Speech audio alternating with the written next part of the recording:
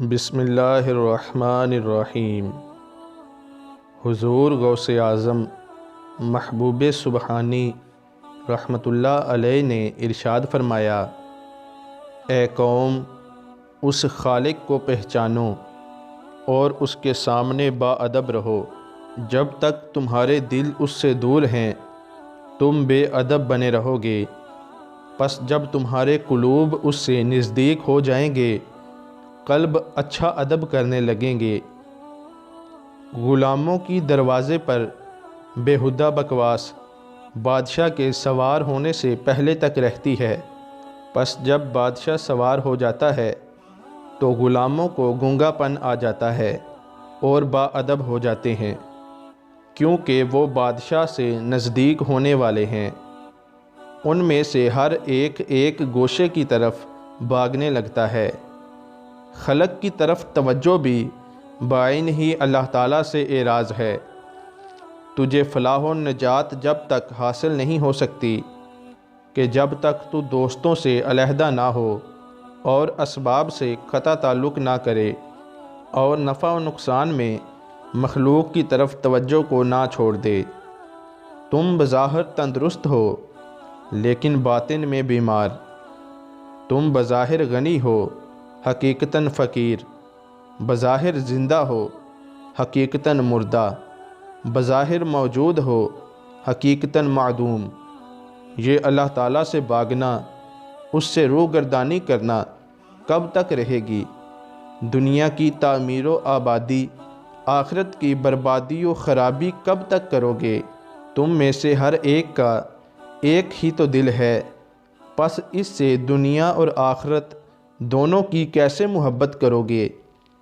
اس میں خلق اور خالق دونوں کیسے سما جائیں گے؟ یہ بات ایک حالت میں کیوں کر حاصل ہو سکتی ہے؟ لہٰذا یہ دعویٰ جھوٹا ہے۔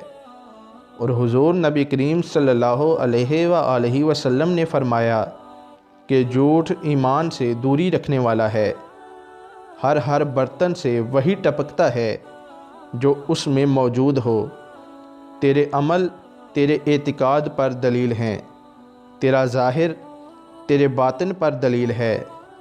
اور اسی لیے بعض اللہ والوں نے فرمایا کہ ظاہر باطن کا عنوان ہے۔ تیرا باطن اللہ تعالیٰ اور اس کے خاص بندوں کے نزدیک ظاہر ہے۔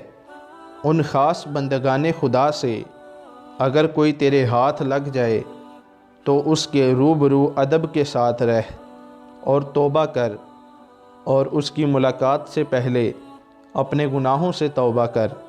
اس کے روبرو حقیر ہو کر رہ اور اس کے لیے تواضع کر۔ جب تو صالحین کے لیے تواضع کرے گا پس تو نے اللہ تعالیٰ کی تواضع کی۔ تواضع اختیار کر۔ بتحقیق جو تواضع اختیار کرتا ہے اللہ تعالیٰ اسے بلند کر دیتا ہے۔ جو تجھ سے بڑا ہو اس کے روبرو نہایت ادب سے پیش آ۔ نبی کریم صلی اللہ علیہ وآلہ وسلم نے فرمایا کہ برکت تمہارے بڑوں کے ساتھ ہے۔ پھر جناب غوث اعظم رحمۃ اللہ علیہ نے شرح حدیث میں فرمایا کہ حضور نبی کریم صلی اللہ علیہ وآلہ وسلم نے اس حدیث میں محض عمر کی بڑائی مراد نہیں لی، بلکہ کبر سنی کے ساتھ اوامر میں بجا آوری، احکام الہی اور منہیات میں امور منہیہ سے باز رہنا اور کتاب و سنت کا لازم پکڑنا، جو تقوی کے ساتھ ہو ان کا بھی اضافہ فرمایا ہے۔ حقیقتاً فرما بردار ہی بڑا ہے، ورنہ کتنے با اعتبار عمر کے بوڑھے ہیں جن کی تعظیم اور ان پر سلام کرنا بھی جائز نہیں اور ان کے دیکھنے میں برکت بھی نہیں۔ اکابر وہ ہیں جو متقی، صالح، پرہیزگار، علم پر عمل کرنے والے، عمل میں اخلاص کرنے والے ہیں۔ اکابر وہی اہل قلوب ہیں جو عارف باللہ ہیں اور خدا کے لیے عمل کرنے والے اور اس سے قریب ہیں۔ قلوب کا علم جب بڑا ہو جاتا ہے وہ اپنے اللہ تعالیٰ سے قریب ہو جاتا ہے۔ ہر وہ دل جس میں دنیا کی محبت ہے وہ اللہ تعالیٰ سے محجوب ہے، اور ہر قلب جس میں آخرت کی محبت ہے پس وہ اللہ کے قرب سے محجوب ہے۔ جس قدر تجھے دنیا میں رغبت ہوگی اسی قدر تیری آخرت میں رغبت کم ہو جائے گی، اور جس قدر تیری رغبت آخرت میں ہوگی اسی انداز سے تیری محبت اللہ کے ساتھ کم ہو جائے گی۔ تم اپنی حیثیت و مراتب کو پہچانو اور اپنے نفوس کو ایسی منزل پہ نہ چھوڑو جس میں اللہ تعالیٰ نے انہیں جگہ نہیں دی ہے، اور اسی وجہ سے بعض اللہ والوں نے فرمایا کہ جس نے اپنا مرتبہ نہ پہچانا اس کو تقدیر الہی اس کے مرتبے کی پہچان کرا دے گی۔ تو ایسی جگہ میں نہ بیٹھ جہاں سے اٹھا دیا جائے۔